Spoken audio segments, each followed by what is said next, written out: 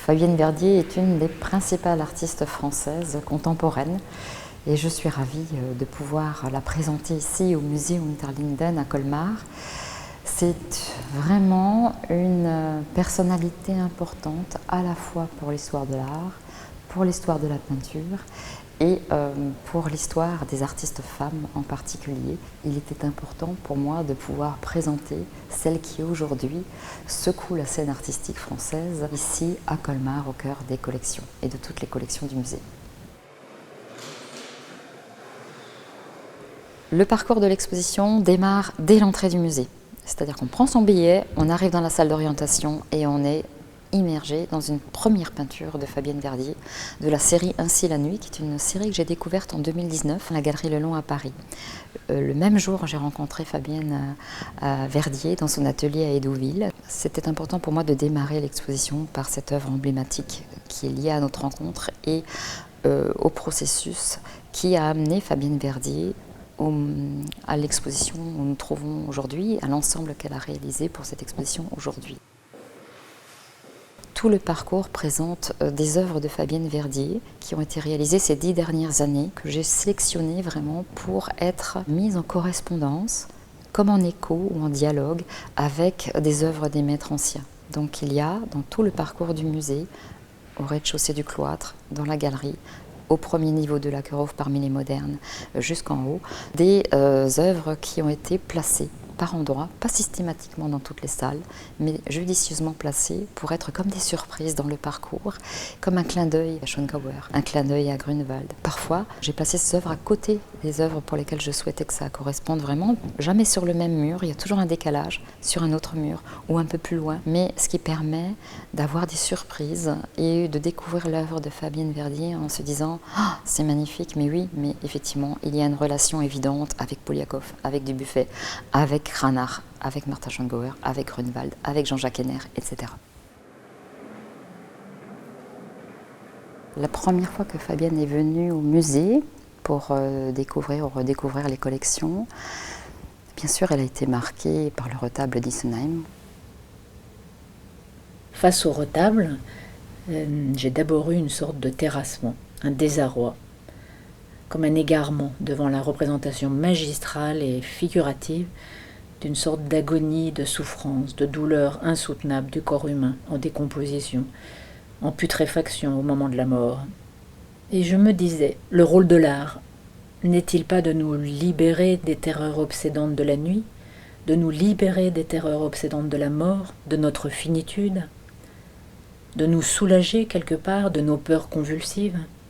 Nous ne pouvons être qu'émerveillés par la voie choisie par le grand maître Grunewald et l'ordre des Antonins, qui espérait que les malades trouveraient une sorte de réconfort, de consolation, de ce qu'ils pourraient ressentir dans leur chair de souffrance devant le retable. Il pensait peut-être que la contemplation de la peinture pouvait agir sur les corps et esprits de douleur comme ayant des vertus de quasi-médecine, entre guillemets, sur les patients.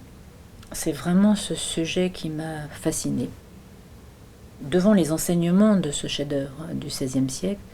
qu'allais-je pouvoir inventer pour représenter une écriture poétique de notre époque qui pourrait peut-être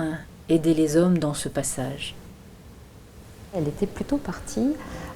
sur un projet concernant l'écoulement de la matière et les énergies vitales. Et petit à petit, le sujet étant le sang qui coule sur un fond or, assez grave, dans une période où on entrait dans un confinement qui était lié à cette pandémie de la Covid-19, je l'ai invité à se rapprocher de la lumière. Je lui suggérais de peut-être plutôt, dans cette période tragique, de regarder finalement une possibilité de rédemption à travers l'épreuve que nous subissions tous, en s'intéressant à l'autre côté du panneau de Grunewald, qui est celui de la résurrection. Dans son panneau de la résurrection, le peintre nous enseigne quelque part que nous pouvons vivre plus harmonieusement cet instant de la mort dans l'acceptation de la dissolution finale dans l'univers et dans nos retrouvailles avec le cosmos, le céleste. Je voulais me libérer des dogmes religieux, renoncer aux représentations de l'approche de la mort dans les traditions de l'histoire de l'art occidental. Je devais assumer une sorte de rupture dans l'histoire de la représentation de la mort, inventer un chemin vers une transfiguration bienheureuse et surtout plus d'humanité. J'ai tenté d'aborder ici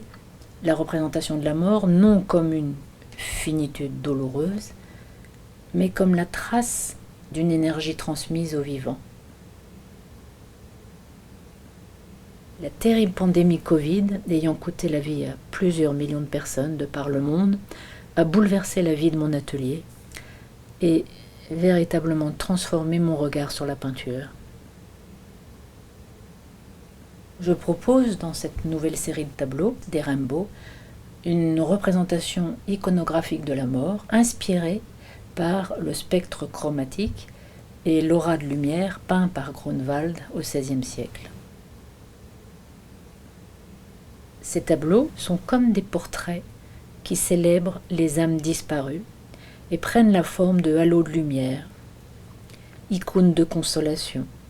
ou allégories de passage entre la vie et la mort.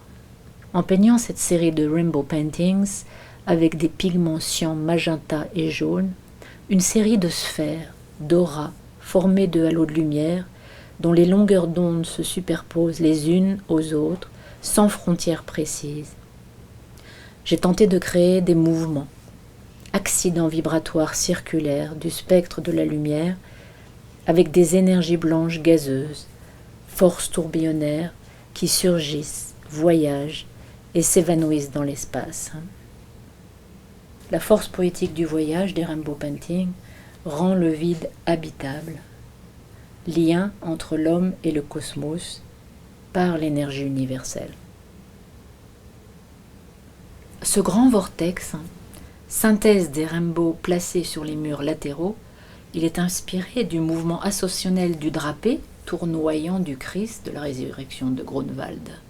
Ce grand vortex ascensionnel symbolise, pour moi, la transmutation des corps en esprit, leur dissolution dans l'espace, et je pense évidemment à cette phrase de Lord Kelvin, « L'atome est un vortex, le vortex est la particule fondamentale de la matière. »